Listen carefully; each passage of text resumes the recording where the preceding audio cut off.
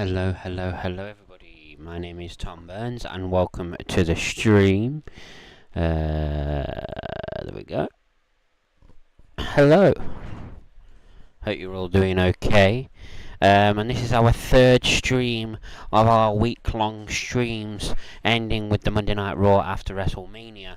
I will go through again what the schedule is this week, just in case there's new viewers tuning in that haven't tuned in for the previous two streams on Monday and on Tuesday. I'll go through that shortly.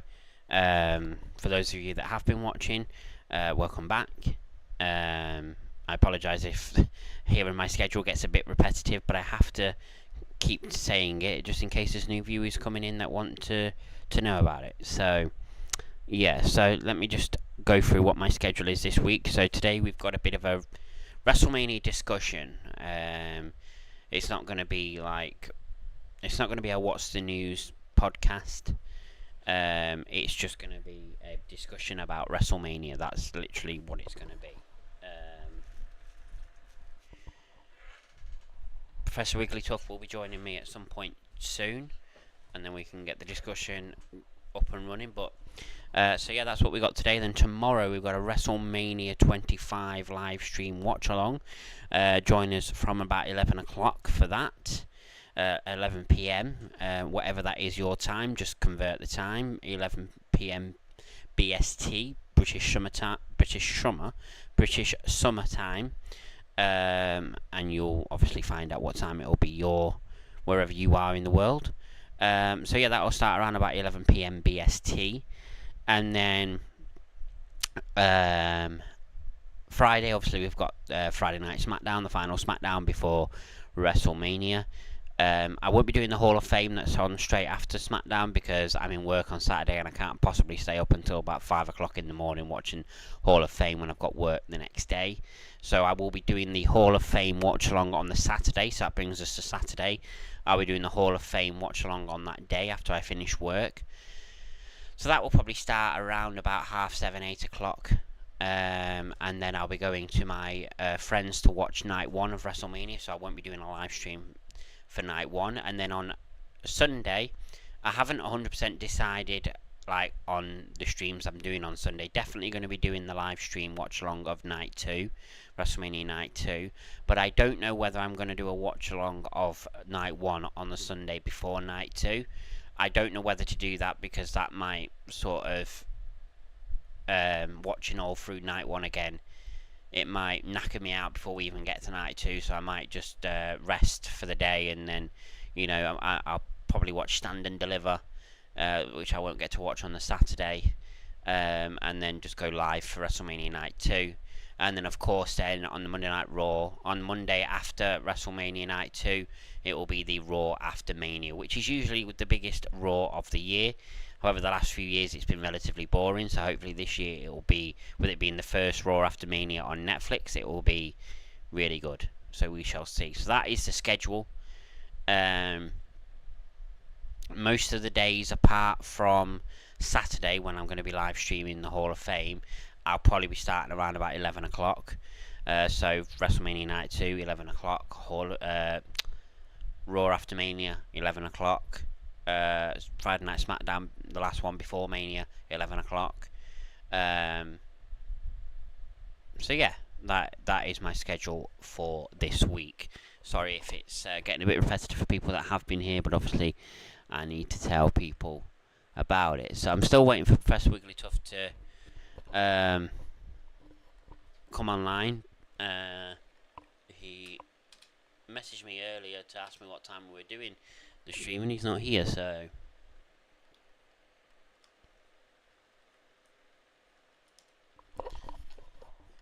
we shall see. But we're going to be talking about WrestleMania related stuff. Probably going to be about an hour and a half, something like that. I know Professor Wigglytuff wants to get off to watch Dynamite that's on tonight. I don't watch Dynamite, but he wants to get off for that, so we'll finish before 1 o'clock.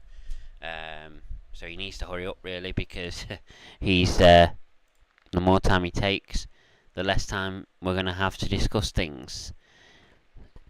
So I'm still waiting. I've messaged him again, but it says he was active 22 minutes ago, so he's yet to appear online.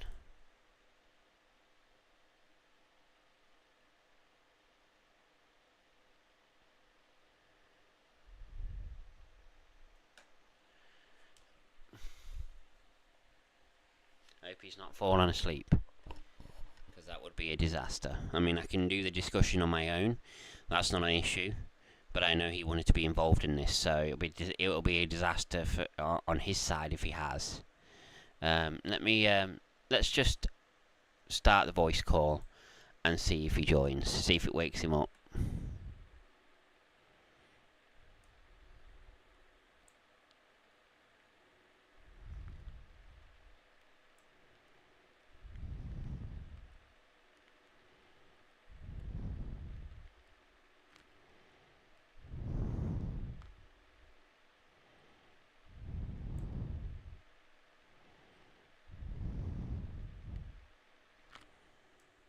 Hmm.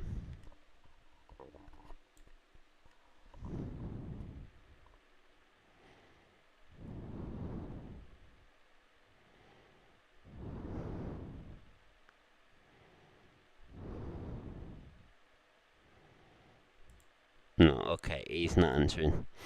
Okay, well, let's get into the discussion then. And then if he wants to join us along the way, he's more than welcome, of course. But let's just start a discussion because I'm not waiting around. It's not fair on you guys that are watching, if there is anybody, to be honest. I hope so. But yeah, let's get into the discussion. So WrestleMania season is always one of the biggest times of the year for wrestling fans, especially WWE fans. There is no bigger time of the year. Doesn't matter what, doesn't matter if it's AEW's biggest PLE of the year, which is usually All In or All Out, whichever one it is. Or yeah, I think that's their biggest, although I could be wrong. There is another one as well, but I can't remember what it's called. That's how much I care about AEW. But anyway, regardless, it doesn't matter. WrestleMania season is the biggest time of year in the wrestling world, and most of the time it doesn't disappoint. You're always going to have one or two matches on the card that you don't really care too much about, and sometimes the ones that you don't care too much about end up actually being really good matches. So, there's been a few times over the last few years where there's been matches I'm like, I don't really care about this one, and then it's turned out to be an amazing match. Yeah, that's fine. So yeah, he's still not online. But yeah, that to me, I like that. I like when a match surprises me. It's a match maybe I don't care about, and then it surprises me with how good it is. I like that. And like I said, there's been many times where that has happened, but there's been many times where I've been looking forward to a match and it's exceeded my expectations.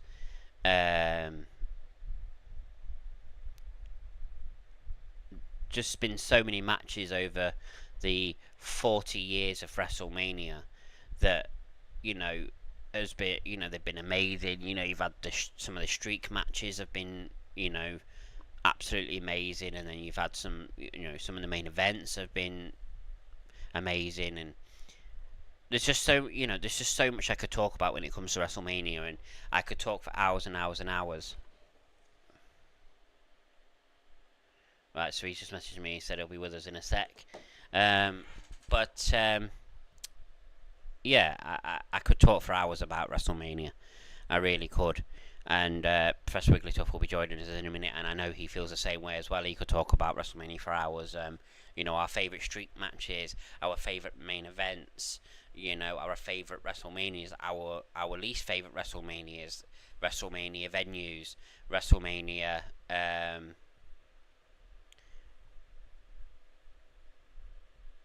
WrestleMania surprises, WrestleMania title matches. You know, there's so much you could talk about, and we will get into it very shortly. But yeah, um, it's such an exciting time of year for the wrestling industry. Um, I did see someone put on. There was a post the other day, or yesterday, I think it was, that I saw on Facebook. Somebody had put something, saying that WWE is selfish when it comes to WrestleMania week, and that WWE is not good enough to have a WrestleMania week, which is absolute fucking dog shit. Um, you know, delusional thoughts there. But saying that WWE is selfish, they don't share profits with other indie promotions that might suffer throughout WrestleMania week. And actually, if anything, indie promotions who are in the same sort of area, in the same sort of week, actually benefit from WrestleMania week, because think about the amount of wrestling fans that are in wherever WrestleMania may be that year. This year it'll be Las Vegas. Think about how many wrestling fans are already in Las Vegas for WrestleMania week. Think about how many maybe turned up last week, and there might have been indie promotions putting on shows, and they thought, you know what, let's get warmed up for WrestleMania. Let's go and watch some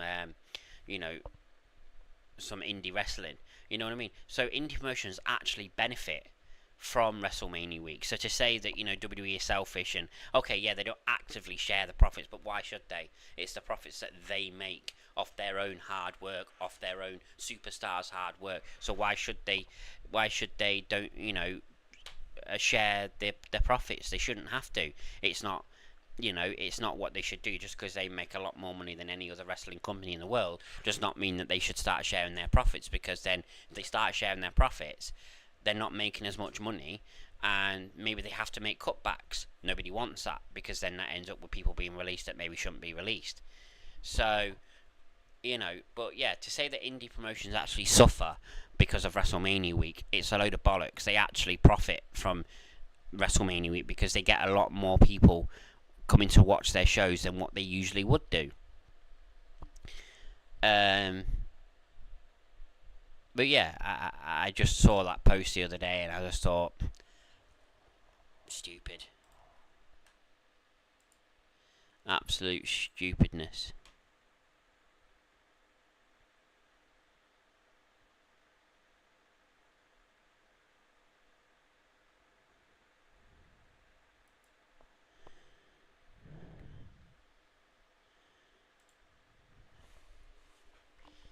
Just give me a sec. I just need to reply to this message.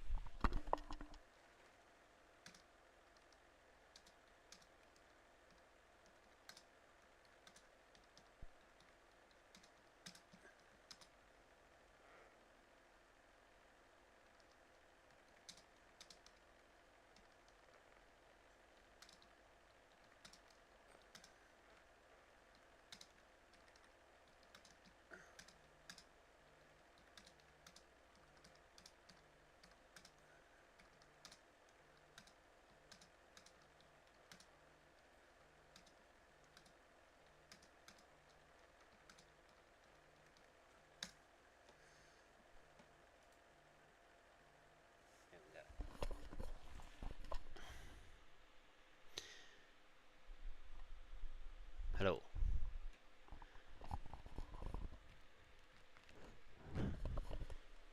Are you alright? Hang on a minute. Yeah, we are, but I'll introduce you now. Anyway, before we get into more WrestleMania talk and WrestleMania discussion, ladies and gentlemen, please welcome my co-host, Professor Wigglytuff. Thank you, Tom, and good evening and a wiggly to all of you out there. Hope you're all having or had a good Wednesday wherever you are in the world. It's almost here, isn't it? We're approaching WrestleMania Saturday. We've got, a few more nights, a few more sleeps to WrestleMania. It's all exciting. There's a big episode of Dynamite, AEW Dynamite on tonight. But yeah, it's all about the WrestleMania build-up. Back to you, Tom. Thank you. So, I'm sure there's plenty that we could talk about when it comes to WrestleMania, but before we mention WrestleMania and get into that whole discussion, um, I believe there's something you want to touch on just slightly that's not non-wrestling related. Um, Go ahead.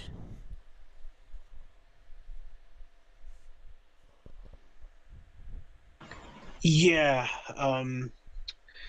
Uh, well, I don't know how to say it really, but I just find it quite unbelievable that Arsenal are in the semi-finals of the Champions League. Um, you know, yeah, I mean, they couldn't be consistent in the league, but yet they've got to the Champions League semi-finals. If they end up winning it, we'll never hear the end of it. We'll never hear the end of it. Um, I'm not particularly fond of PSG either, but yeah, I think me and you kind of share the same thoughts on this. We just don't want Arsenal to win the Champions League, do we? No, and some people may say, "Oh, well, you should support the English sides that are still No, in." no, no, Absolute no. bollocks. Do you honestly, right? Let's put it this way, right? You're a Liverpool fan, right? You're out of the Champions League. Man United are still in it. Not that we were going to be anywhere near the Champions League for a while, unless we would somehow win the Europa League. But anyway, that's beside the point. Let's just say United are still left in it, and you're a Liverpool fan, right? And United are the only English team left in it. Are you going to cheer for United because they're an English club? Are you fuck? Same as City fans. My co-host is a City fan. He is not going to actively cheer for United just because they're the only English club left in the competition. It's not going to happen. I mean, look, the English club's doing well up to this stage of the competition, allowed us to win an extra spot in the Champions League, which I'm grateful for, and may well prove to save my team's season. But nevertheless, I wouldn't have wanted the other English teams to win the Champions League simply because, as tribalistic as it sounds, it means that they win one more or they match Man City's haul of Champions League. So, you know, I want Man City to do well. I want Man City to set the pace. I don't want the other English teams to catch up with us, if that makes sense. Mm, And I kind of enjoy ribbing the Arsenal fans over the fact that they're not a big club yet until they won the Champions League. yeah, So we'll see. We'll see. I'm not gonna, you know, being truthful, we can't rule them out. We can't dismiss them. They did brush aside Real Madrid, even if defensively Real Madrid are not as strong as they once were. But they still got past Real Madrid. It remains to be seen what they're going to do against PSG. So we shall wait and see. But I would say of the teams left in the competition, they are probably the fourth favourites. I would put probably Inter Milan slightly ahead of Barcelona, slightly ahead of PSG, and then Arsenal in fourth. But yeah, that's all I'll say on the Champions League. For now, we will obviously see in the coming weeks what happens there. But yeah. Well, yeah. There's not much else to really say. To be honest, we'll just see what happens. Um, and eventually, I will get my hands on that Man City WWE belt. um, but yeah, I mean, we'll see what happens in the coming weeks with the Champions League, and of course tomorrow. I will find out whether my team is staying in the Europa League or whether we are literally going to have no European football next season. That happens tomorrow, so we shall see. It's going to be a close match, but it being at Old Trafford, I have faith. But anyway, Are you going to the game? I'm not going to the game now. Okay. Um, I might go along just to cheer on Leon. I won't, I'm joking. um, I'm not that but pathetic. but yeah, no, I'll be watching it. I'll be watching it. I'll be able to when we do our stream tomorrow, which is of course the WrestleMania 25 watch along. I'll either be in a great mood for the stream or I'll be in a really, really bad mood. So we'll see. Um, Well, uh, it's both you and Spurs, really. Tomorrow evening I will don't pretty care about much define Spurs. you. But both your teams tomorrow, it will define your season. Yeah, definitely. Hello, Genetic ACGT. You've joined us just in time. We're about to start our WrestleMania discussion, and I'm just thinking about where to start. Uh, any ideas of where to start with this? Because there's so many things we could talk about. Well, I suppose a great topic. We've touched on a number of times in the past, and maybe if we could discuss some new wrestlers that we haven't discussed before, about the whole people that should be in the Hall of Fame that are not in there. Now, for me, that debate's kind of resurfaced because for a long time I was on, and myself and many others were under the impression that Lex Luger was never going to be in there, despite the fact he had and has a viable CV, purely because of some demons in his past. And clearly, WWE have reached a point where they feel that that is no longer an issue. And indeed, he had plenty of people supporting him, vouching for him.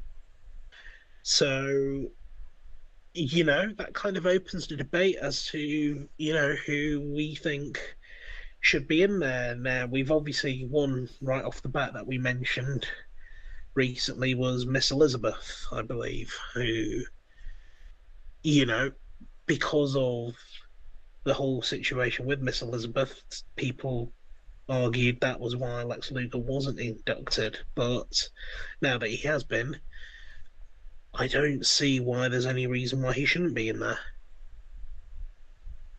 She, sorry. Yeah, yeah, yeah. And I mean, I'm sure you agree with me on Elizabeth. Another one that I will mention, controversial, it will never probably happen, is Nancy, Woman. woman. Yeah, for obvious reasons, I don't want to mention the surnames. Hmm. Um, for those who know about her backstory about why she probably won't be in there, unfortunately, that probably will be the case, even though she did absolutely nothing wrong and had a stellar blazing career, and which a lot of people, including Vicky Guerrero, including Chris Jericho, including others like Dean Malenko and Ric Flair, have all come out in support saying that she should be inducted. For obvious reasons, it would be extremely tricky. I don't think it would be impossible to do an induction. I think if WWE were that keen to put her in, but avoid any sort of embarrassment of what might happen at a live show, they could just simply do it behind closed doors, with just an announcement on the website, a private presentation with, her family, her sister, and just say that, woman has been inducted into the WWE Hall of Fame. There is always a way around these things if people, Mm. if they want to avoid what they might perceive as controversy or Yeah. an awkward situation, it doesn't, it wouldn't be any trouble at all to just simply just say, Nancy has been inducted into the Hall of Fame, and they used to release a press statement and a video package on the website, and that's it. You know, ultimately, I believe WWE probably didn't want to induct China, but there were so many calls for China to be recognized. And I think inducting her as part of DX was their way around it. Yeah. She should be inducted as an individual, of course, but if that is the best that we are going to get, then it's better than nothing. Yeah. Absolutely. And I think, to be honest, I do think that will be the case. That Yeah, I do as well. she's in the Hall of Fame. They're not going to bring her up as a solo induction. Genetic says, talking about a woman, I also think honour should be given to Daniel as well in the Hall of Fame if possible. I mean, it's difficult. It's difficult to do that because if you, again, behind closed doors, um,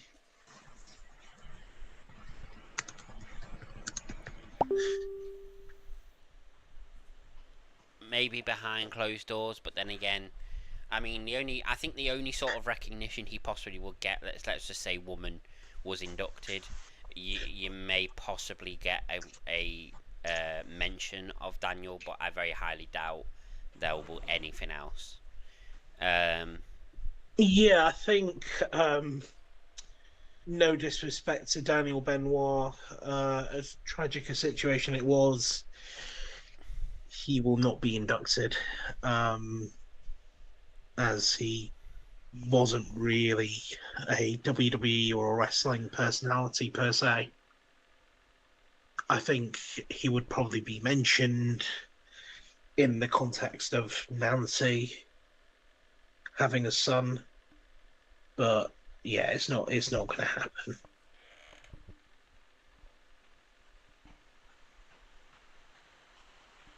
no, Another big name that should be in there that isn't, Bam Bam Bigelow. Main evented a WrestleMania, a mainstay of ECW, had a WCW run, popular. What do you think, Bam Bam Bigelow? yeah, no, I have to agree. I'm surprised he's not in there yet. Uh, who else is there?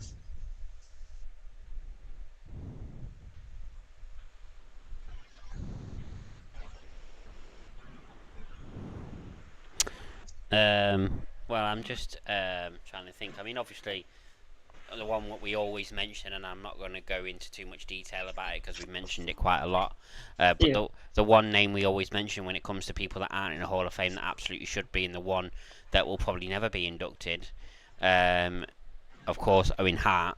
I'm not really going to say much else on that because we've talked about it so many times, and this is about mentioning people that we haven't mentioned really before.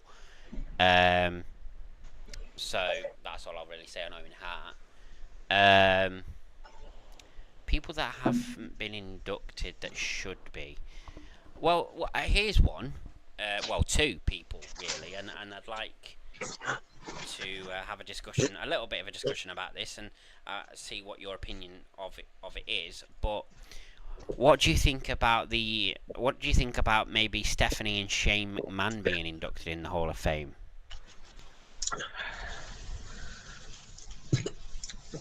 Stephanie, yes, and I see that happening very, very soon in the near future.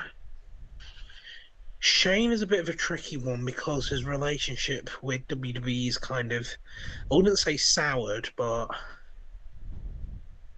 isn't quite as strong as it used to be. Um, yeah, if that makes sense. Does Yeah, that make sense? yeah, What I'm yeah. saying? It does make sense, but as we know with WWE, fences can always be mended most of the time. I mean, look at CM Punk for instance. There's always a right way around these things, and I don't think anything particularly bad has happened between WWE and Shane. I think it's just a relationship sort of broke down. So I do think there's a way of getting that back, especially if they want to induct him in the Hall of Fame, which he absolutely deserves. Um, Yeah, we'll see. I wouldn't, nothing is off the table. But I would say it would be unlikely in the next couple of years.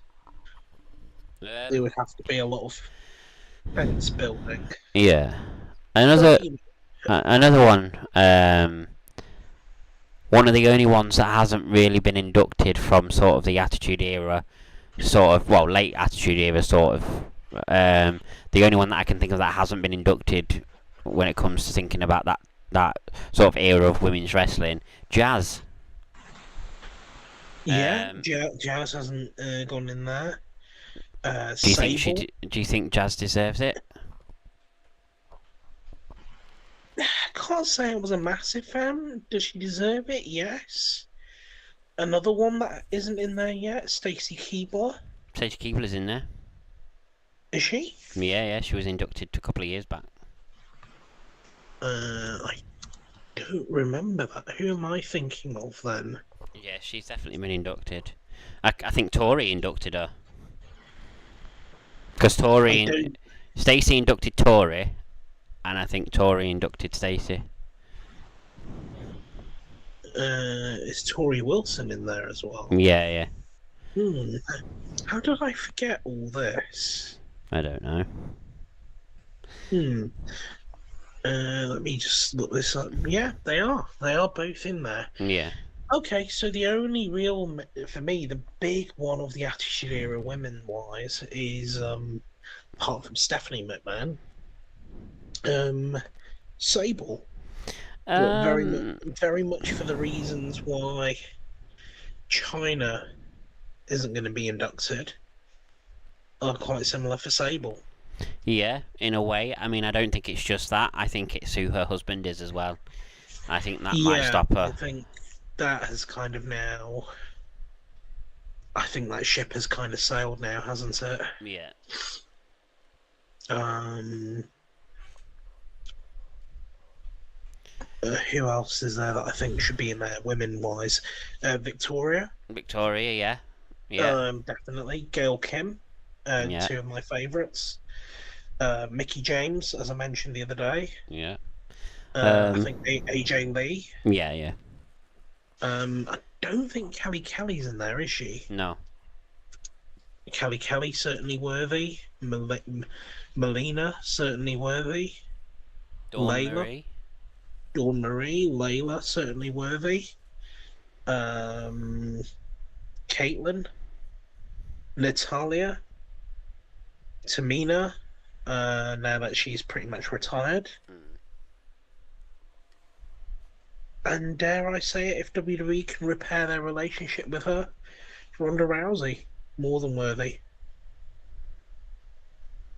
Yeah, it depends on whether they can build that. I mean, like I said, you can never say never with WWE because, I'm sure they I will. I'm mean, sure they will. I'm sure they will. CM Punk in the end managed to build his relationship back with WWE, and if he can, after everything that happened with him and all the shit that he said about WWE over the years, if he can repair his relationship with WWE, then pretty much anybody can, in my opinion. No, I'm sure they will, and I don't think it's that bad with Ronda Rousey. Yeah, she had her frustrations or whatever, but Ronda Rousey was a big star before she came to WWE. She still is a big star. You know, if WWE want her back, and if she wants to come back, they'll make it happen. Of course, they will. Yeah. Um, as I said, she is a big enough star that the moment she comes back, it would be big. So, other female wrestlers? No, I think that's all I can think of off the top of my head for now. In terms of male wrestlers, yeah, we said Bam Bam Bigelow. Trying to think of anyone from. Has Big Boss Man been inducted? He has, I believe. Thinking about it now, yeah, I think I remember him being inducted. Yeah. I think he has. Yes, he has in 2016. Ah, there you go. As soon as I said it, I thought, yeah, I think I remember him being inducted. I think Uh, Mr. T's in there already. I think. yeah, Mr. T's in there. Cyndi Lauper is a name that keeps coming up because of her connection, Yeah. for early WrestleMania days. But I believe she personally has declined it. So, yeah, that probably won't happen. Another name that hasn't gone in yet, that was supposed to go in but hasn't gone in yet, Batista. Batista, yeah. Be interesting to see when they do that because it seems to just be dragging on and on and on now. He just wanted it to be in front of a crowd, so that's why he didn't do it in the in the pandemic era. But But it's now just it's going on not and on and happening on at all. now. Like, has it pissed WWE off that he wouldn't do it without it being a crowd, and they're just making him wait now, or is it him? Is he too busy? Or does he not want to do it yet? Like, I don't know. Who It's knows? very Who interesting. knows? I'll throw in a name that should be in there. Ken Shamrock. Yeah, yeah. He's in the TNA Hall of Fame. Um, He's up there on the list of wrestlers who should have won a WWE championship. Speaking of people who should have won a WWE championship, someone you mentioned yesterday who should definitely be in the Hall of Fame, William Regal. William, we got 100%, yeah.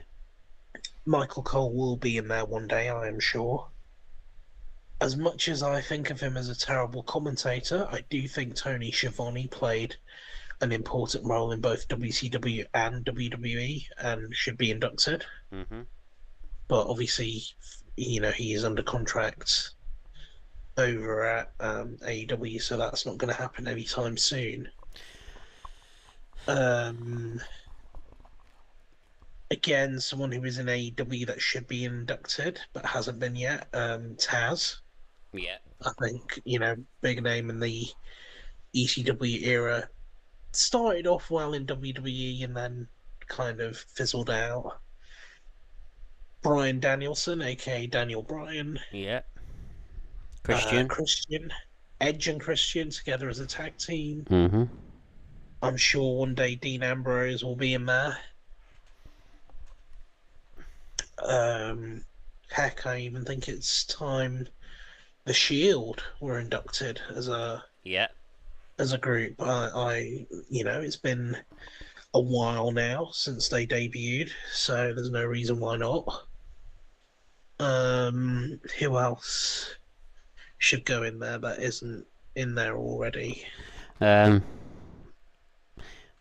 to think. Oh, Genetic KCGT says, related to this topic, are there any wrestlers in the current WWE roster that you guys think have the potential to be in the Hall of Fame? Oh, I mean, there's many. Plenty. There's many. Plenty. Seth Rollins, CM Punk, Roman Reigns, Reigns, John Cody Cena, Rhodes. Cody Rhodes. The Rock still needs to go in there. The Rock. I'm trying to think of more. Sheamus. Gunther. Jimmy and Jey Uso. The Usos. The Bloodline as a faction. Sami Zayn. Did you say Kevin Owens? I did. Yeah, so Kevin Owens. Drew McIntyre will go in there at some point. Randy Orton. Yeah. Who else is there? I'm trying to think on the women's side. Charlotte Flair.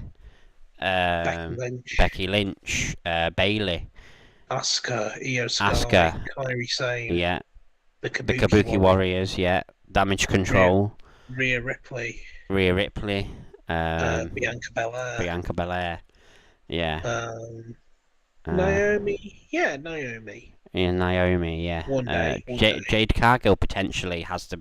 She has the potential. I mean, obviously she's only just come to WWE, so I'm not saying she's definitely going to be in there. But you're asking me who I think. You're asking the question of who you think. Who I think has the potential. Jade Cargill, if she continues the way she is. I think both Julia and Jordan Grace have the potential to be there one day. Yeah, Stephanie Vaquer. And Vaquer as well. Who else is there on the way? Oh, Alexa Bliss, Liv Morgan. Liv Morgan, of course. Raquel Rodriguez, maybe. Maybe. Well, I think we're naming everybody here practically, but even, people like the Viking Raiders. I mean, if you think about it, there's lots of people currently on the roster that have the potential. Doesn't mean they're all going to be inducted, but there's a lot of them that have the potential, and that just shows how good the roster is in WWE at the moment. That we've listed so many that have the potential to be in the Hall of Fame, and yet people still take the piss out of the WWE roster and say that it's not great wrestling. But I'm not being funny, but if we can name all them people that have the potential to be in the Hall of Fame, I'm sorry, but it's not shit. You know what I mean? So anyway, let's not get onto the haters. There's something I wanted to bring up from yesterday because I put down the worst Wrestlemania match, and then I forgot who I was going to include in that. But then obviously we had already discussed that the day before. But there is a match that I think deserves a dishonourable mention, and that is the Nigerian drum match. No, that's one of the greatest of all time. The idea of the Nigerian drum match was absolute genius. Just everything about that angle, Apollo Crews putting on a fake Nigerian accent, Yeah. a Nigerian drum match. It was literally one of those hold your breath moments because you just didn't know how it was going to end. And I don't think they actually used any of the drums in the end. I think that was the last time Vince McMahon had any sort of control over a I mean, WrestleMania event. I'm not surprised, and I don't know how people let that idea get through. To be honest, I don't know why. No, I don't know why somebody didn't just say to him, Vince, no, just no. But yeah, Nigerian drum but yeah, match. no, that's definitely a good shout there. It was horrific. Oh, what about talking about worst WrestleMania matches? What about that gimmick battle royale? Oh my god. I can't remember what WrestleMania it was. What WrestleMania was it? 17. 17. That's it. I mean, WrestleMania 17, in my opinion, is one of the greatest WrestleManias of all time, if not the best. I mean, I enjoyed the But gimmick battle royal, but the thing that is, was the that was the black mark on that WrestleMania. Jesus. now for me, the black mark was Austin turning heel. Yeah, shaking hands with the devil himself. Still to this day, that heel turn didn't make any sense. It wasn't required. If you were going to have Austin turn heel, it didn't require Vince McMahon interfering, but I don't know. But yeah, weird thing about the gimmick battle royal, Sergeant Slaughter was supposed to win the match, but the Iron Sheik, because of his back issues, couldn't really take a bump. So at the last moment, Sergeant Slaughter decided to allow Iron Sheik to win that match. The late great Iron Sheik, who produced one of the greatest quotes of all time, and excuse my language, everybody, but the greatest quote uttered by any human being in history. Fuck Hulk Hogan. There's no better quote. There is no better quote. But yeah, that gimmick battle royale. I mean, jeez. Um, I mean, that could have been Doink the Clown's WrestleMania moment. it could have been, but yeah. Uh, But I had some bunch of fives we could discuss, so I will type those in. But feel free to continue or are discussing they whatever. all WrestleMania related? Wrestling and WrestleMania related. I'll see what I can do. Well, no, that's fine. I mean, it is a WrestleMania discussion, but if they some of them aren't WrestleMania related, I suppose that's fine. We can do that, but yeah, while we wait for Wiggly Tuff's bunch of fives. In case you don't know what they are, basically, a bunch of five is he will post in the Twitch chat. You'll be able to see it on YouTube if you look at the actual stream. He will post in the Twitch chat 5 different categories, and you have to give just one answer. Sometimes it's really hard because you want to give more than one, but you have to just give one answer. Fun fact about the guy who says brother a lot. He says intro started with him, from what I heard. Yeah. Intro. He says intro music started with him, from what I've heard. Oh right. Okay. I don't know about that genetic, but okay. That might actually be true, but Hulk Hogan says a lot of crap. Yeah. He claims that Cher and Madonna both asked him out on dates and he turned them down. Yeah. Okay. And they've come out and basically said that isn't true. Yeah. Well, that's definitely not true. We don't even need them to come out and tell us it's not true. We just know it's not true. But anyway, so yes, that's what the bunch of fives are. So feel free to answer them if you're in the YouTube chat or if you're in the Twitch chat. Feel free to answer them yourself. But yeah, I mean, like I said, there's so many things we could talk about that to do with WrestleMania, and we could talk for hours and hours and hours. But we'll probably discuss a little bit more tomorrow while WrestleMania 25 watch along is going on, because I'm not going to commentate like I would if it was like a Raw or a SmackDown. because obviously we've most wrestling fans have seen WrestleMania 25, so we know what's going to happen. So, I'll commentate a little bit, but most of the time it will be just a discussion with that on in the background. Um, so here's a bunch of five. So best WrestleMania entrance, best Undertaker entrance, best male talent you'd bring from AEW to WWE that hasn't been on the main roster of WWE before, best female talent you'd bring from AEW to WWE that hasn't been on the main roster before, and WrestleMania moment you'd change. Okay, do you want to go first? Yes, why not? For Go on then. me, the best WrestleMania entrance of all time, for me, still I find an incredible entrance. And one day, if I ever become famous and I make an entrance, I want it to be like this one.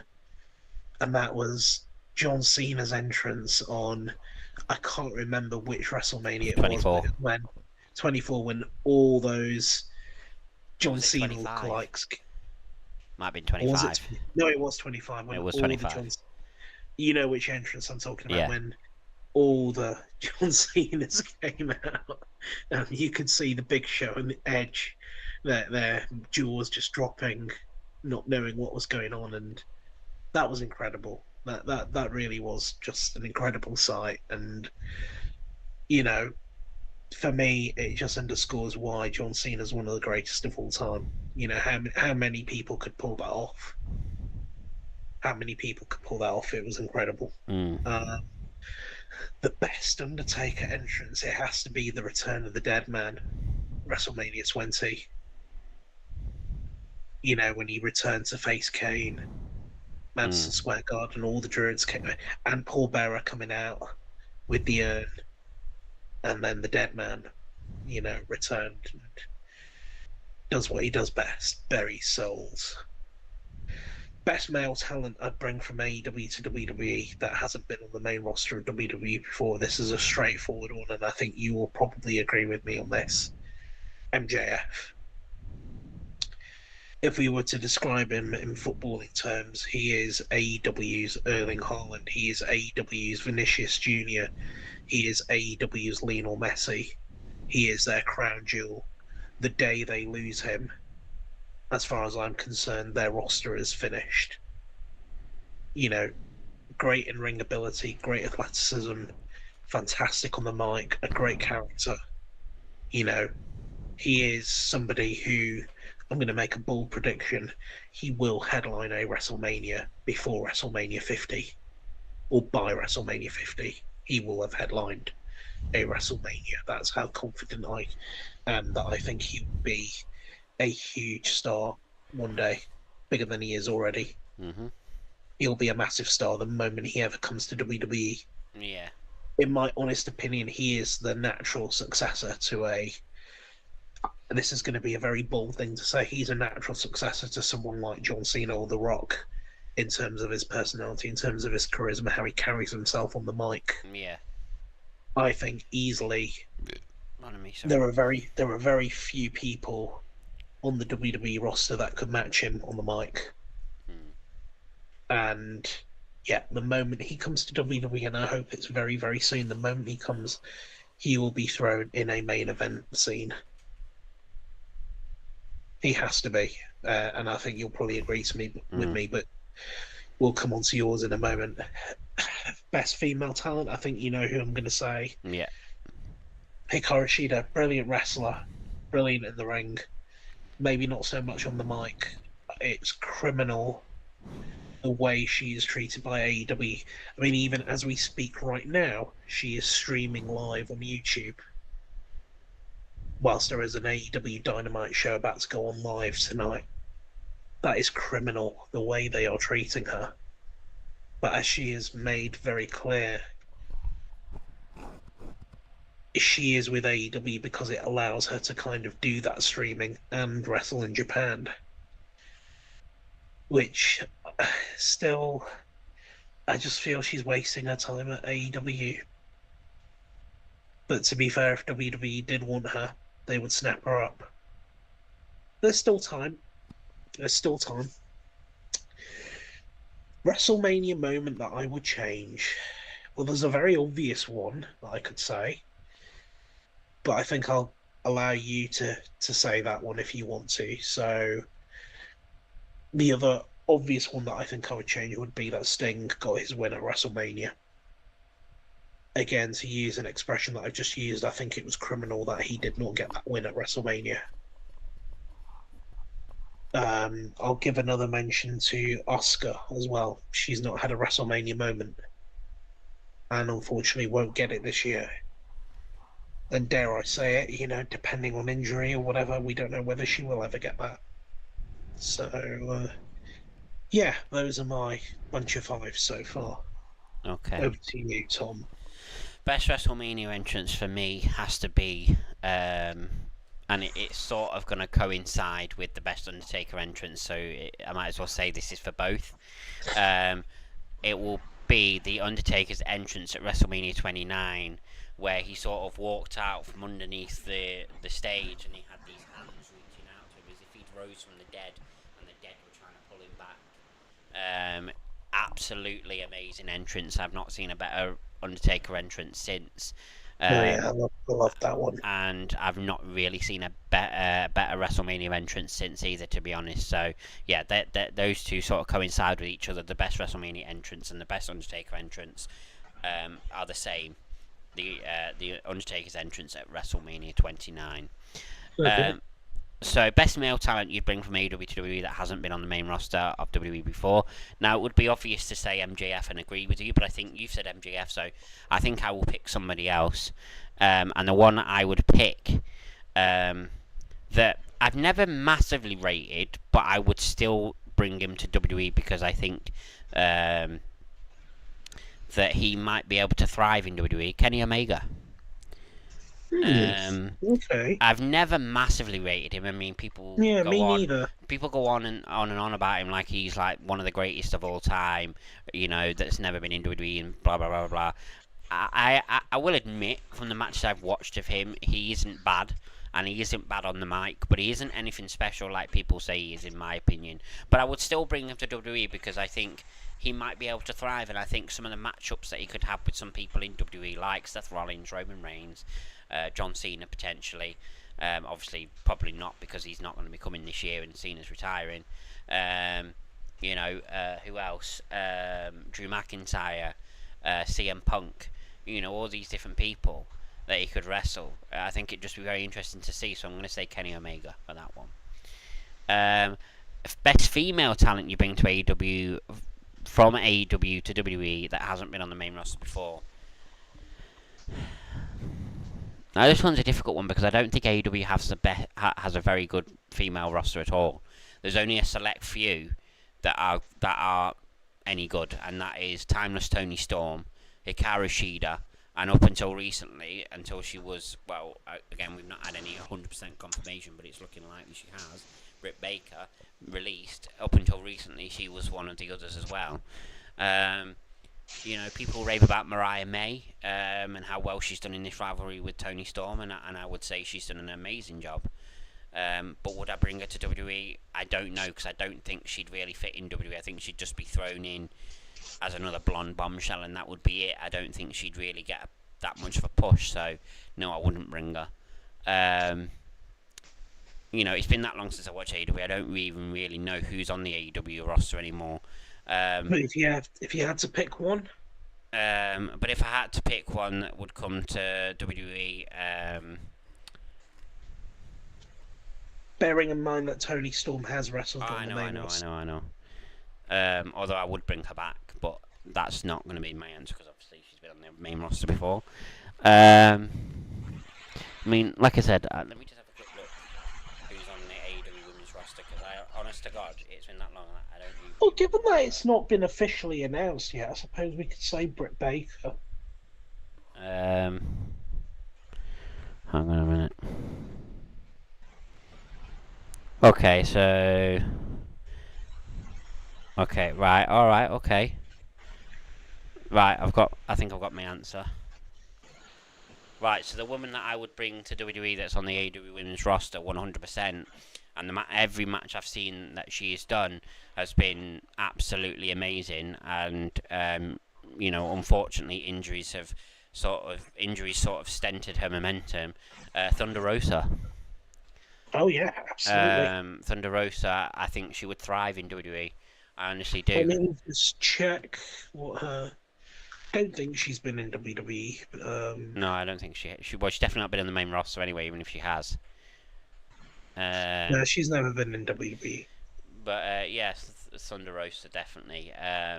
I would go for there.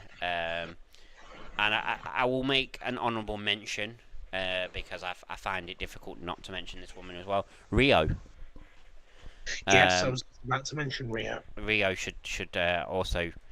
Um, I would also like to see in WWE, but my official answer for that one will be Thunder Rosa. So, WrestleMania moment you change.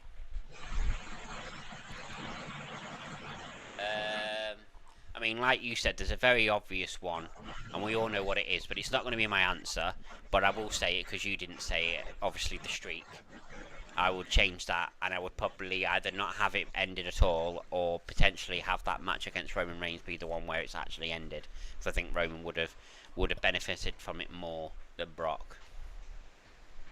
But yeah, the streak is a very obvious answer, so I'm not going to have that as my official answer. My official answer is going to be about sorry, pardon me, about another match that was at WrestleMania 30, a match that should have gone the other way and didn't. Um, John Cena should never have beaten Bray Wyatt at WrestleMania 30. That's what I would Yeah, change. I think Bray should have won. It would have given Bray a lot of momentum. It would have it would have been a massive push for him. There was no real need for Cena to win because Cena losing would not have dented anything of Cena because Cena was already an established like Hall of Famer at that point. I mean, he's not a Hall of Famer, but you know what? A future or established future Hall of Famer. He'd already cemented himself as one of the greatest of all time. It would have done nothing to him if he had lost that match. Apart from it would have given the Bray Wyatt the push that he needed.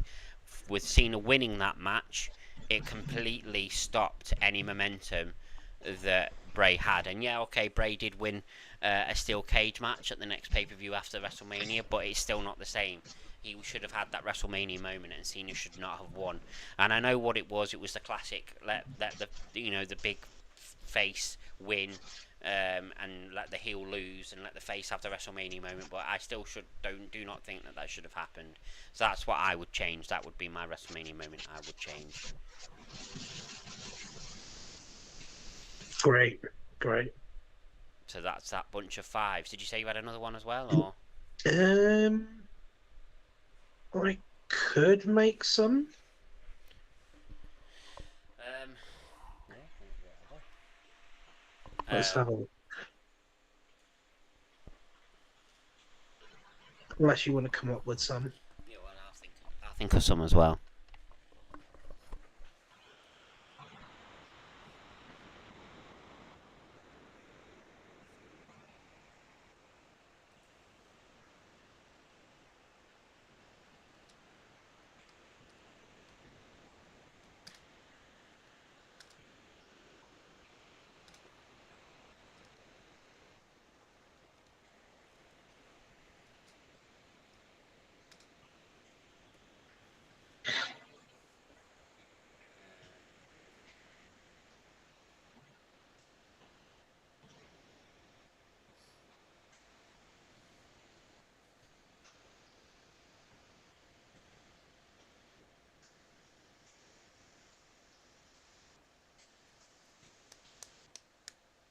Oh, I forgot to say. Sorry, I forgot to say your comment there, Genetic. So Genetic answered number 3, which was best male talent you'd bring from AEW to WWE that hasn't been on the main roster of WWE before, and he said Will Ospreay. Um, Again, somebody I've never massively rated. And to be honest, he annoys the shit out of me. So, I mean, from a wrestling standpoint, maybe he should be in WWE, but I wouldn't want to see him in WWE, to be honest. But obviously you're entitled to your opinion, Genetic, and yeah.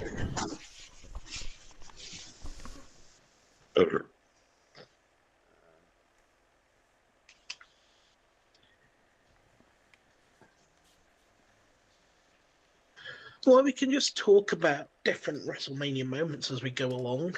Um, I'll talk about a moment that I just thought was cringeworthy, and that was Brodus Clay at WrestleMania 28 with all those people dressed as elderly women dancing around. How do you know Do you they weren't remember that? actual Or elderly women? do you remember that? I remember that, but how do you know they weren't actually elderly women? I really hope they weren't. I really hope they weren't.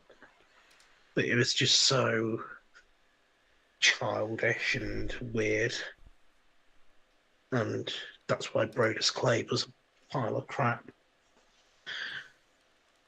as he is now. um, who else is there? What else is there? Best live performance at WrestleMania. I mean, I think Motorhead performed at WrestleMania at some point, didn't they? Yeah, they performed at a couple of Yeah, WrestleManias. I think I mean personally for me, the performances I've seen of Motorhead at WrestleMania, to me there is no better live performances than Motorhead's. So for me, I'd say Motorhead's performances.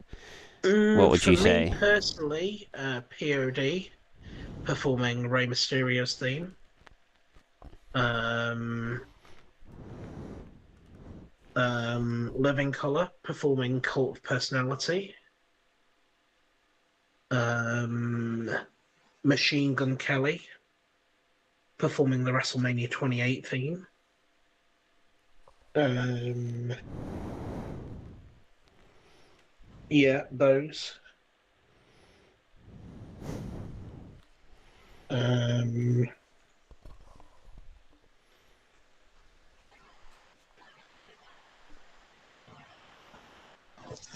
what else is there?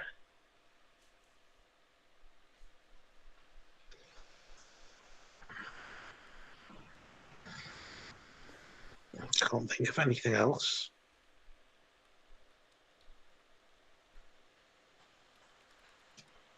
What about you? I mean, like I said, there's so many things we could talk about when it comes to WrestleMania. We've talked about entrances, we've talked about venues, and what were our favourites. But I think we should, just while I finish this bunch of fives, maybe, you know, maybe talk about your experience of actually going to a WrestleMania because I've never been, so I can't talk about that. But you have, so what Yeah, was the experience like? went to WrestleMania 31, which was out in California in Santa. That was one that Sting was at, wasn't it? It was Yeah. so it was in, I think it was Santa Clara, so Levi Stadium, home of the San Francisco 49ers. It was boiling hot, but I enjoyed it. The food was expensive as hell, but it was good fun. It was a long day. Got to see so many people. Got to see John Cena. I was disappointed Sting lost. Great to see Undertaker's entrance and Bray Wyatt's entrance. Um, and what's his face? Triple H's entrance as well. Arnold Schwarzenegger was there. Ronda Rousey first appeared in WWE there with The Rock. Um, and yeah, probably one of the best endings to a WrestleMania. Seth Rollins cashing in the Money in the Bank briefcase and winning the title. Um, I remember in the airport the next day, I saw Kevin Nash, DDP, Jake Roberts, Ron Simmons, Mean Gene Oakland. I was on the same flight as them all. Me and Kevin Nash were having a chat about the main event and the ending to it, and he agreed with me. It was a good swerve that nobody saw coming. Um, we had a good chat about the WCW days, as I did with DDP. Um, Ron Simmons wouldn't go damn for me. Mean Gene was his usual cheerful, charismatic self. Jake Roberts seemed a little bit out of it, but he had his issues. But otherwise, yeah, it was good fun. It was good fun. Um, every wrestling fan should go to at least one WrestleMania if they can. Well, I mean, my dream is to go to a WrestleMania. And not just a WrestleMania that if a WrestleMania happens in this country, then obviously it'd be great, and I would 100% go to it. But um, I would also like to go to a WrestleMania in America, and experience that as well. That would be amazing. Like, I'd like to do the whole sort of go over and do the whole sort of WrestleMania week. It'd be a hell of very, very expensive, but I'd like to experience. If I'm going to experience WrestleMania, which isn't going to happen very often in America, I want to get the full experience. So that's what I would do. But I don't know when that's going to happen, unfortunately. But no, I'm glad you had a good time. Obviously, I know you were disappointed that Sting didn't win, but yeah, I'm glad you had a good experience. Yeah, I mean, up to that point, I hadn't been to an awful lot of live WWE events. I mean, when I think about it, the first ever WWE event, wrestling event I went to was in 1999. I went to WWF No Mercy, which was held at the then Manchester Evening News Arena, otherwise now known as the AO Arena. Interestingly, that pay-per-view event is on Netflix, so maybe at some point we should do a watch along of that.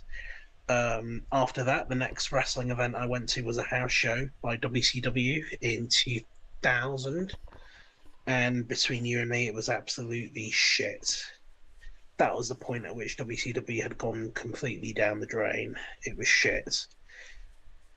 I mean, we had Ric Flair on the card, Lex Luger, Booker T, Jeff Jarrett, Bret Hart appeared to do, just talk to the crowd about Owen Hart and stuff.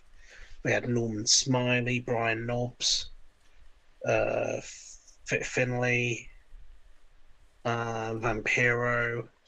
Sting wasn't there because he was injured. Kevin Nash was injured but turned up. Goldberg wasn't there because he was injured. There was no DDP.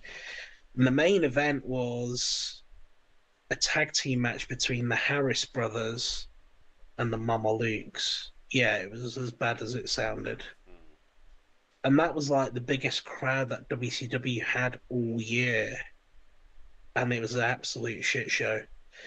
However, WCW did actually make amends for it because they came back later in the year or early next year and they recorded Nitro and Thunder from Manchester. And much to my disappointment, because I didn't go, Goldberg main evented it. So, yeah, there was that. I think after that, the next wrestling event I went to was TNA 2012. I did a meet and greet beforehand. I wanted to meet, a certain wrestler, brother, but he arrived late and missed the meet and greet altogether because he was stuck in traffic. I did get to meet AJ Styles, Bobby Roode, Gail Kim, Mickey James, Victoria, uh, Bubba Ray Dudley, some other people that I don't know, didn't really care about. That was good. Then obviously 2015, sorry, went to WrestleMania. Then I've done a couple of house shows in the UK. Done Raw and SmackDown, Clash at the Castle. Yeah, yeah, those are the events that I have done, and I hope I'll do some more. Oh, of course, how can we forget? We went to the first All In ever held at Wembley Stadium, didn't we? We did. We did, and it was a good show. It was a good show. But yeah, that's my wrestling experiences. Yeah. Anyway, I've got my bunch of fives ready. Go So on. let me post them and I will go through them. So there we go. There they are. Best women's entrance. Title change you would change. So a title that changed hands, or a title that somebody retained that you would have had the opposite result. Worst storyline. Good God, we could talk about that for ages. Memorable entrance botch, which is an interesting one, and best promo. Would you like to go first, or should I? I can go. Just before you start, Genetic has said, just letting you know your stream has 4 people watching now. You're slowly and steadily increasing viewership, I think. Well, I hope so.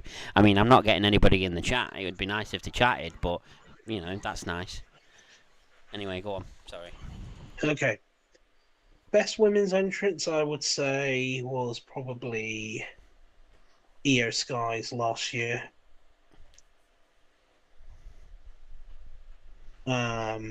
With Damage Control beside her. Hmm. I'll give an honourable mention to which was the WrestleMania with the Becky Lynch, Ronda Rousey, Charlotte Flair main event. That was 35. That was a good entrance. The different ways that they both entered the stadium. Charlotte Flair from a helicopter. I don't know how I can't remember, but I just remember that was good, even if the match wasn't. Title change that I would change. Personally, Goldberg retaining his title at both WrestleManias that he defended them at and lost. I think he did get a winning moment against Brock Lesnar at WrestleMania 20, but remembered for all the wrong reasons because both men were booed out of the stadium. Hmm. But I just think Goldberg, I'm a massive Goldberg fan, would have loved to have seen Goldberg walk out of WrestleMania as a champion, and Asuka as well. Asuka losing. It wasn't really her title, but losing her streak to Charlotte Flair. Also losing her title to Rhea Ripley. So, there's that.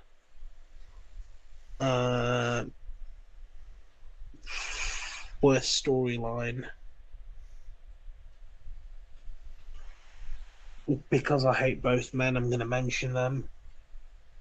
Hulk Hogan and Vince McMahon, WrestleMania 19.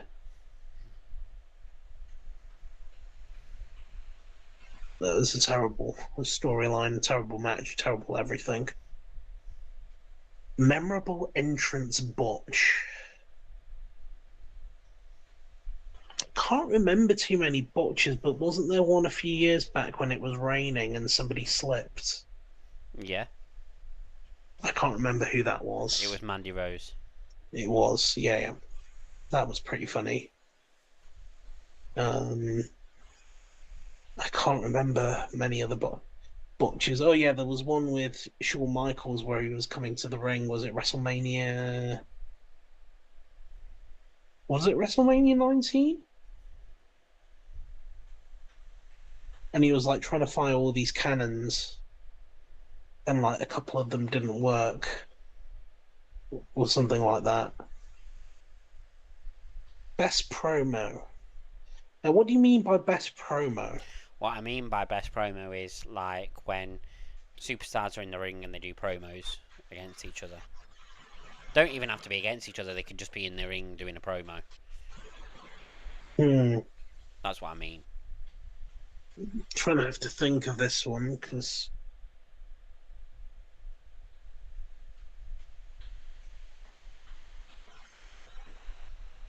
I would say maybe John Cena calling out The Undertaker at WrestleMania 34. And then him getting squashed. Yeah. For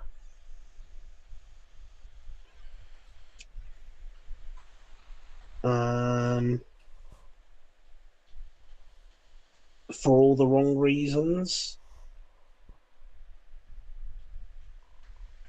The person who isn't our brother messing up his lines at WrestleMania 30. calling it the Silver Dome. Oh, fucking That hell. was pretty funny. Yeah, it was. Um, and it took him about 10 minutes to realize his mistake when the crowd started chanting at him.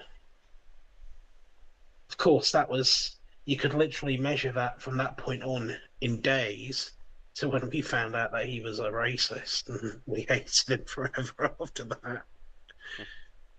Um, yeah, those are my bunch of fives. Okay, so here we go for me. Best women's entrance now. It's a difficult one, this. But um,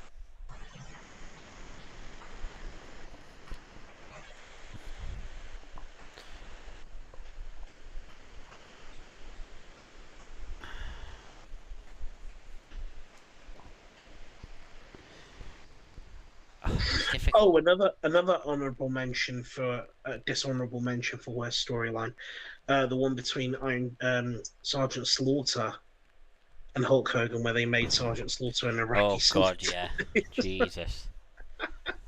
Yeah, no, yeah, Jesus. What were you Um, thinking? best.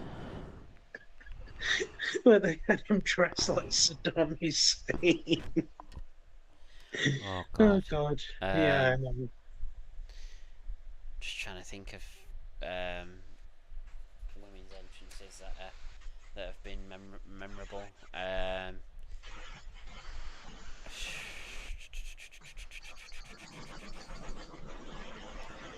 I would. It's difficult because there is a few, but if I had to pick one, um,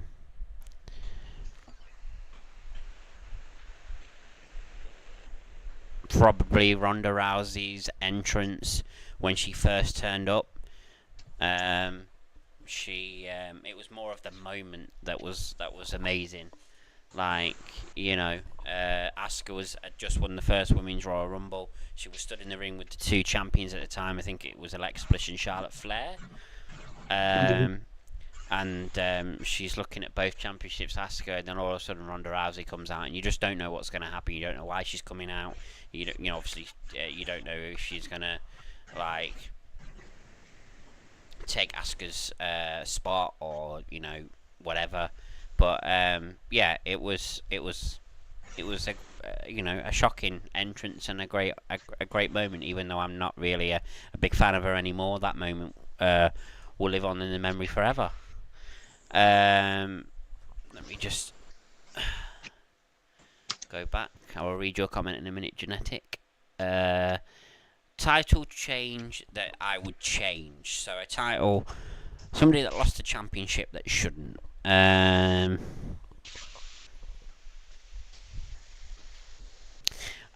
I mean, I know that it set up another match between The Rock and John Cena at WrestleMania 29, but CM Punk never should have lost against The Rock. It should never have happened. CM Punk was on one of the most memorable WWE Championship reigns in history, and had it taken away so that The Rock and John Cena could have another WrestleMania match, even though there was the ways they could have done it. Yeah, that I don't think Punk should have lost to The Rock. I don't think it was the right decision. Worst storyline. God, there's many that you could choose from. I mentioned one yesterday where Val Venus was in a storyline where he nearly got his penis chopped off. That was absolutely terrible. Another storyline where Mark Henry impregnated Mae Young with a hand. Um, you know, the whole Mister America storyline. Um,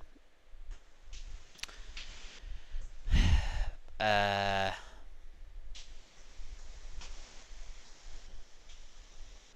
the whole dog food storyline with Roman Reigns when Roman Reigns kept getting dog food dumped all over him, and he kept getting embarrassed week after week. That was a terrible storyline. He didn't deserve that. The Dean Ambrose character slash storyline of him being scared of germs, awful storyline. He himself thought it was that terrible that he ended up leaving WWE because of it, or at least that was the last straw.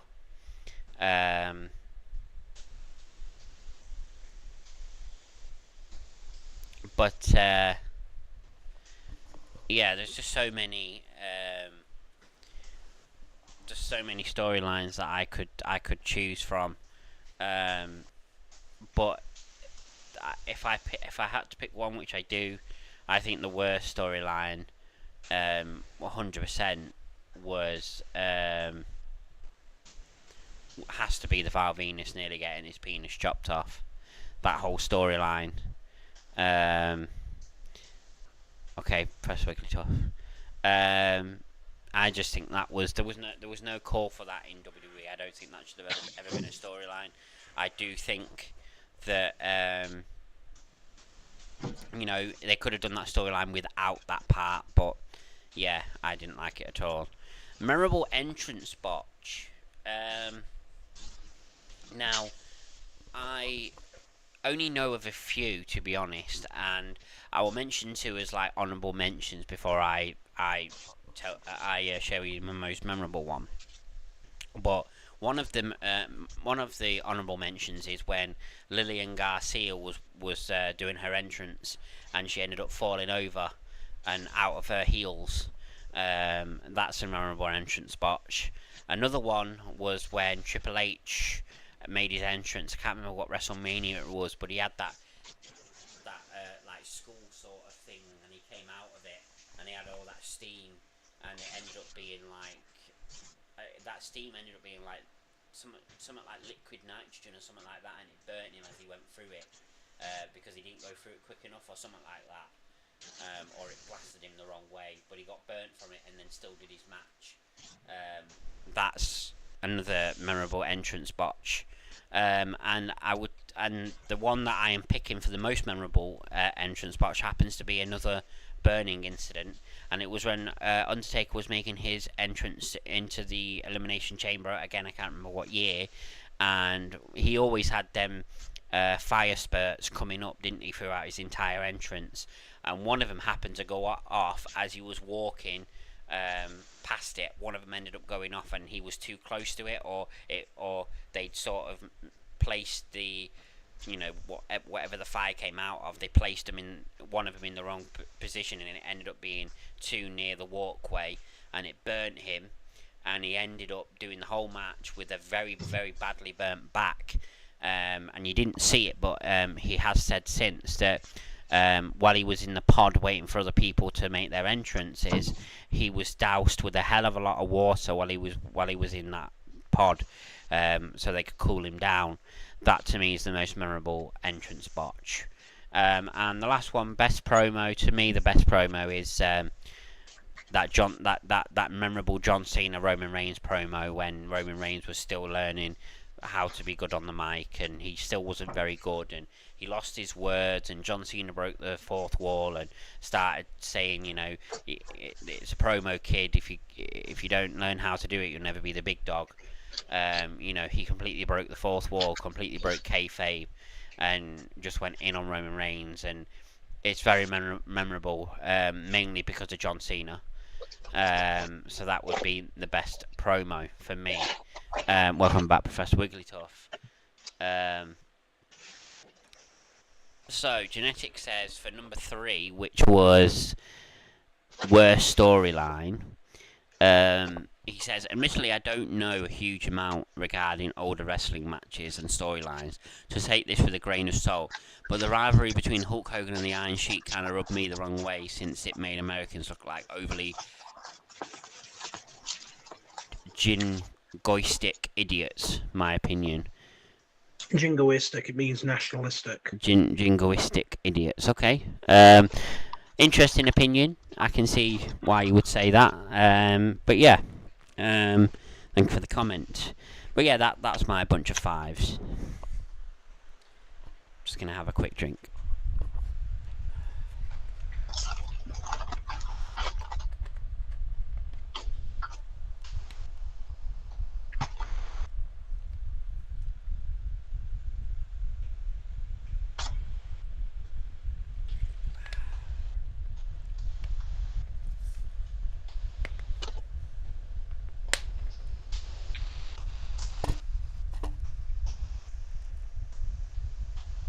Okay, here's a bunch of fives. Okay. Put them in the chat when you're ready. We'll go for about another 20-25 minutes. We'll be finished. We want to finish before 1. So we've got time for maybe a couple more bunch of fives.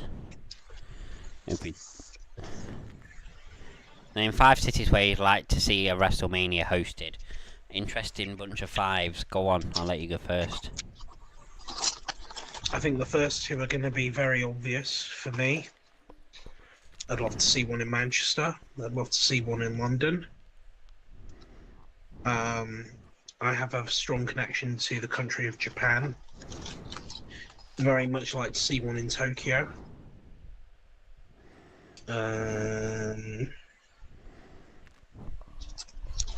American cities. Let me think if there's an American city I can think of.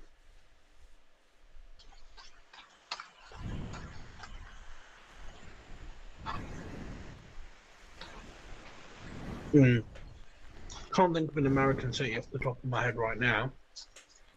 But in terms of other locations, assuming we're going to do it in a stadium, Barcelona. Yeah. At the Camp Nou. Paris in the Stade de France. Yeah, that's my 5. Okay, well, my 5, I'm going to start the same as you, Manchester, London. They're 2 obvious ones that we were both going to say.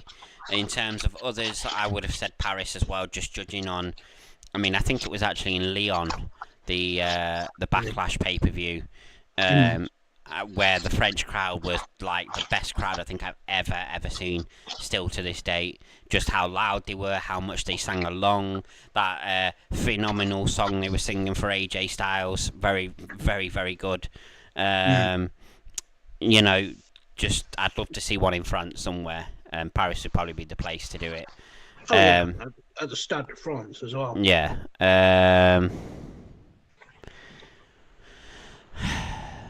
For me, I would also like to see one in Toronto, in Canada. I mean, we have had 2 in Toronto. Oh, have we? I didn't think there'd been any WrestleManias outside of America. WrestleMania 18 and WrestleMania... Well, why do people say we've not had a WrestleMania outside of America then? Why are we counting Canada as America? We've not had one outside of North America. Well, okay, well, there you go then. That's... I didn't know that, because people don't really tend to say outside of North America. People say there's never been one outside of America, so that made me think that there hadn't even been one in Canada. So, anyway, I'd like to see one in...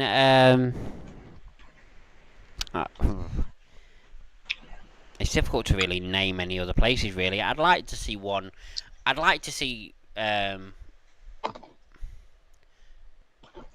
I'd like to see one in Italy, maybe in Milan, in the San Siro. That'd be interesting.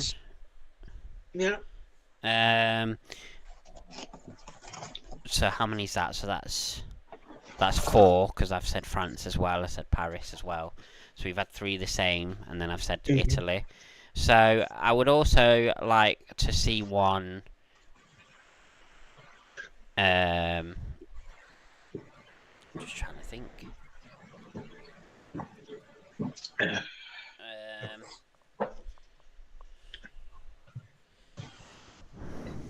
Well, I was going to do some other honourable mentions. I'd like to see... Yeah, let me just think of my last one. Yeah. I'd like to see one in Australia as well. I think Australians deserve it. Maybe either in Melbourne or in Sydney. I'd like to see one. Just before we get to what you were going to say, your honourable mentions, Genetic has said, assuming WrestleMania wasn't hosted in any of the following, he says he'd like to see WrestleMania in Pittsburgh, Munich, San Fran, New Orleans, and Washington. Now, I believe we've had 2 in New Orleans, if I'm right in saying, but I don't know about the rest. Yeah, we've had 2 in New Orleans. We've had San Francisco. Obviously, WrestleMania 31 kind of counted as San Francisco. I don't know if we've had one in Pittsburgh. Don't know if we've had one in Washington DC. Mm. And we've Uh, definitely not had one in Munich. yeah. Um, but some other honourable mentions, and obviously it has to be places with like really iconic stadiums. Berlin, the Olympic Stadium in Berlin. Mm. Um, Obviously we've mentioned the Stade de France. We've mentioned the Camp Nou. Much as I detest Real Madrid, I suppose the Bernabeu, especially with the closed roof now. Um, we've said Wembley, we've said Manchester. It could be at either City or United. Hopefully it's City. Yeah. Glasgow would be good. Hampden Park. Cardiff would be good. Um, Croke Park in Dublin would be good. Um, what other iconic stadiums would there be? The Estadio da Luz in Lisbon. We've said, obviously, the San Siro, Stadio Olimpico in Italy, in Rome. Um, we've said Munich, we've said Berlin, Dortmund Stadium, one of the largest in Europe. Ajax Arena, Amsterdam, Ajax's home ground. Um, I suppose if it was safe to go there and there weren't any issues, the Luzhniki Stadium, Moscow. Istanbul, Turk Stadium would be great. Uh, Azteca Stadium, Mexico City. Of course, another iconic stadium in South America.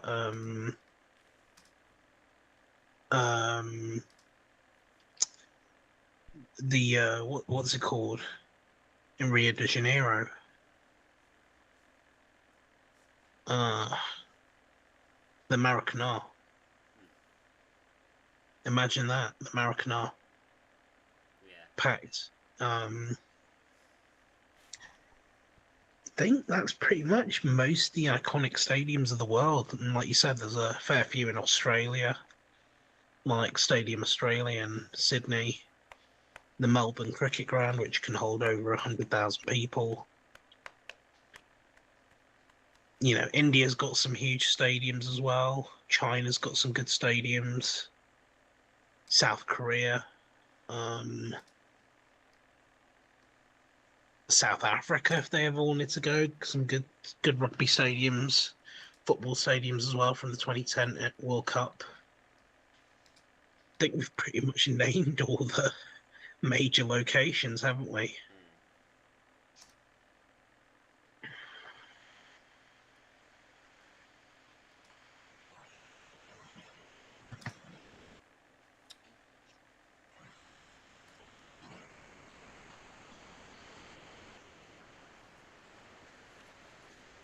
Let me just sort something out in the stream.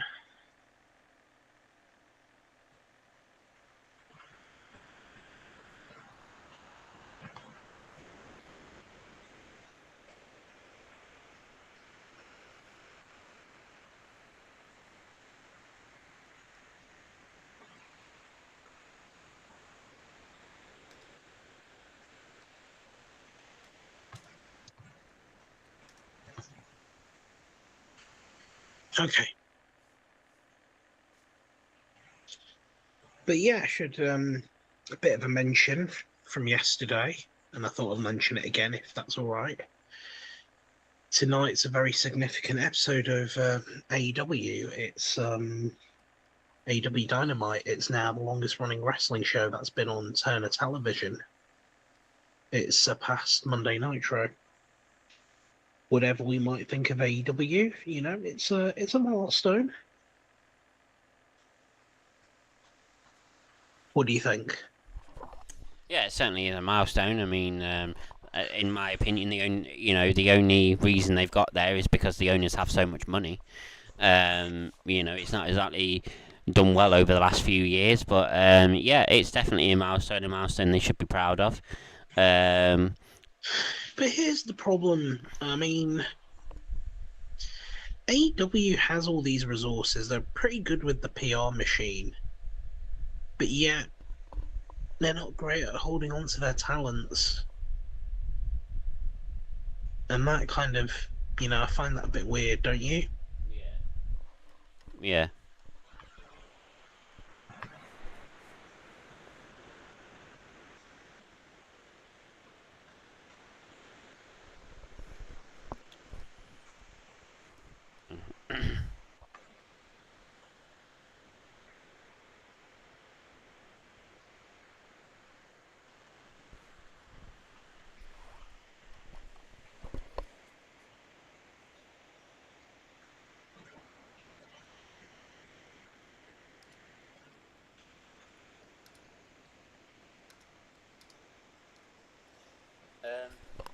Okay, so we've got about 15 minutes left. I've got another bunch of fives if you want to do it. Let's go on. Genetic has asked you a question. What's he asking? Have a look.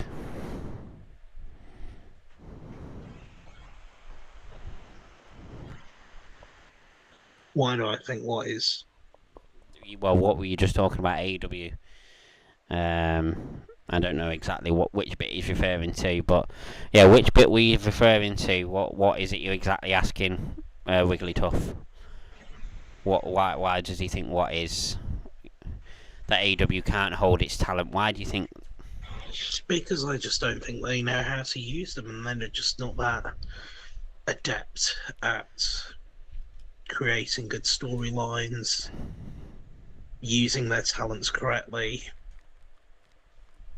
I mean, you just look at the big names that they lost over the years. Cody Rhodes went back, CM Punk, Jade Cargill, They've lost. Rusev, Malachi Black.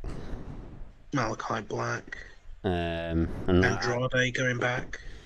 Yeah, and although not confirmed yet, it looks very likely that they've lost Britt Baker. Yeah. Which is a big loss. Yeah, it is. Without a doubt, the biggest women's star they had. William Regal. William Regal, yeah. So, yeah, they're not. I don't know. Anyway, I've got another bunch of fives here if you want to do it. Go for it.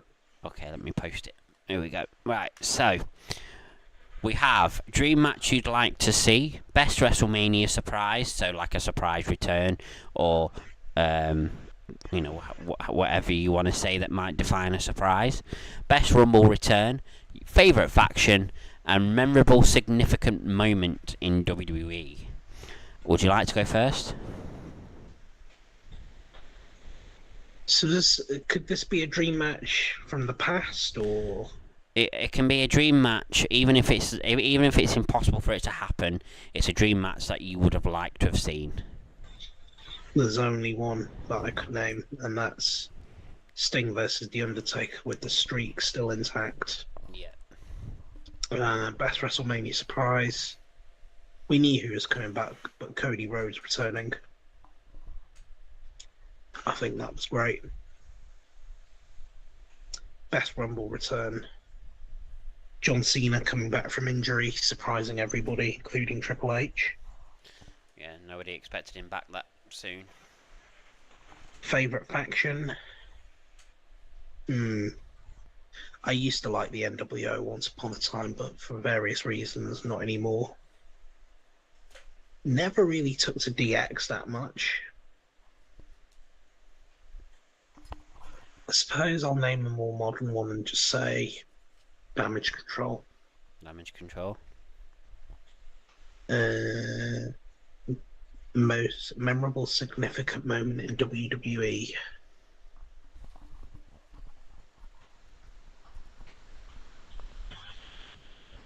I want to say Sting making his debut or Goldberg making his debut, but I will say a moment that we mentioned yesterday, which was the British Bulldog winning the IC title at SummerSlam 1992 at Wembley. Yeah. Okay, interesting bunch of fives there. Bunch of fives for me. Dream match you'd like to see. Well, every single wrestling fan would say Sting versus The Undertaker, but you've said that one, so I will think of another one. For me, biggest. Sorry, a dream match that you'd like to see that that that can't happen, or that might not happen, or even could still happen. It doesn't matter, but yeah, dream match that I'd have liked to have seen. Um,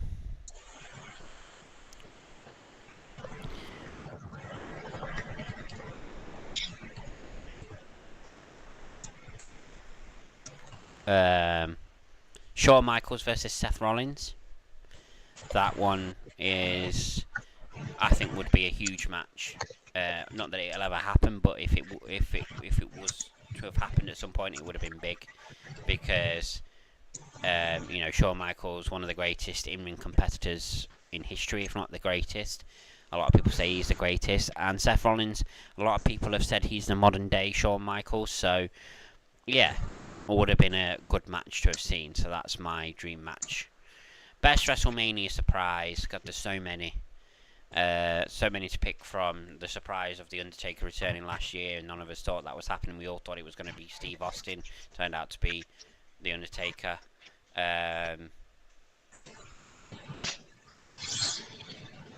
I would say, for me personally, best WrestleMania surprise has to be when, I can't remember what the faction name was, but it was the faction that Alberto Del Rio, Rusev, Sheamus, and somebody else was in. There was four of them.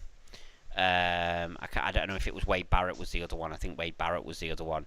I think it was like, I can't remember what the faction was called, but it was when they just won their match and they got on the mic and they were saying about how nobody can match them, nobody's as good as them, and all of a sudden, Shawn Michaels, Mick Foley, League of yeah, Nations. Mick Foley, that's it, League of Nations. Shawn Michaels, Mick Foley, and Stone Cold Steve Austin came out to face them, and not in a match, but just to basically sort them out. And yeah, it was a great moment. Best Rumble return. I mean, an obvious one would be to say Edge, because a lot of us thought Edge was never going to wrestle again, but I think that one's too obvious to say. I think my favourite Rumble return has to be trying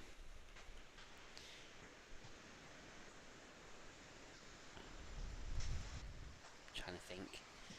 Yeah, my favourite Rumble return has to be so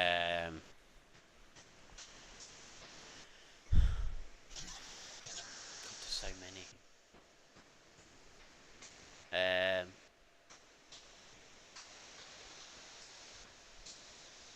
Yeah, no, my favourite Rumble return has to be probably when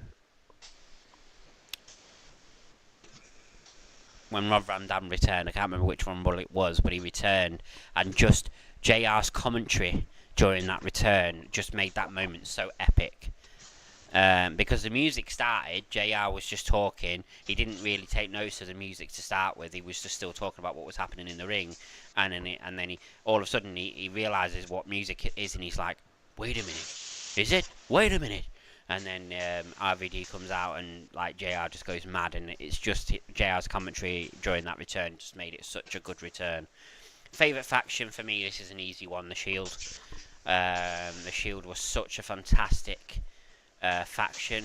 I to this day believe that they should have lasted longer, but it is what it is. But yeah, the Shield for me. Memorable, significant moment in WWE. There's one that springs to mind straight away, and it has to be one of the most significant moments in WWE, if not the most. And it was the first SmackDown, the first event that happened, a big event with a big crowd that happened after 9/11, when SmackDown aired and Lillian Garcia sang the national anthem like she'd never sang it before. Absolutely out of this world performance. All the superstars are on the stage, most of them getting emotional because of what had just happened and because of Lillian Garcia's absolute breathtaking performance. Even Stone Cold Steve Austin, who never showed emotion, looked like he was tearing up. It was such an emotional moment. It was amazing. Lillian Garcia broke down after she finished it. Just nobody could hold in their emotion. It was such an emotional moment, and to me, there is no more. There is no better significant moment, and no more significant moment than that. It epic, epic. And final, and that's it. That's my bunch of fives. But we have another bunch of fives here, which will be our final bunch of fives because we are nearly at the end. And it is Some humorous bunch of fives, but favorite snack whilst watching wrestling. Favorite soft drink whilst watching wrestling. Favorite food slash hot food whilst watching wrestling. Favorite chocolate slash sweets to munch on during wrestling, and favorite place to watch wrestling. Okay, interesting bunch of fives. Would you like to go first? yeah, sure. My favorite snack. Nothing beats a good bag of crisps or potato chips, as our friends across the pond like to call them. Um, so many different varieties to choose from. Normally like something a bit spicy, but I suppose a good bag of cheese flavored quavers or some ready salted hula hoops will do the trick. Favorite soft drink? Again, so many to mention, but my two top picks would be Pepsi Max or Iron Brew Extra. Favorite hot food? Again, so many to choose from, but to quote the great Homer Simpson, the food of kings, hot pizza. Nothing beats it with the wrestling. A nice hot pizza with whatever, yeah, whatever topping you like. Favorite chocolate or sweets to munch on during the wrestling? Well, shouldn't eat too many sweets, but nothing beats a good bag of Haribo, does it? I particularly like the Haribo wine gums. Favorite place to watch wrestling? So used to watching it late at night in my room from the comfort of my bed on my laptop allows me to watch both wrestling at the same time as watching streams like this. So yeah, from home, from my bedroom. Okay, all right. So my bunch of fives. So favorite snack whilst watching wrestling.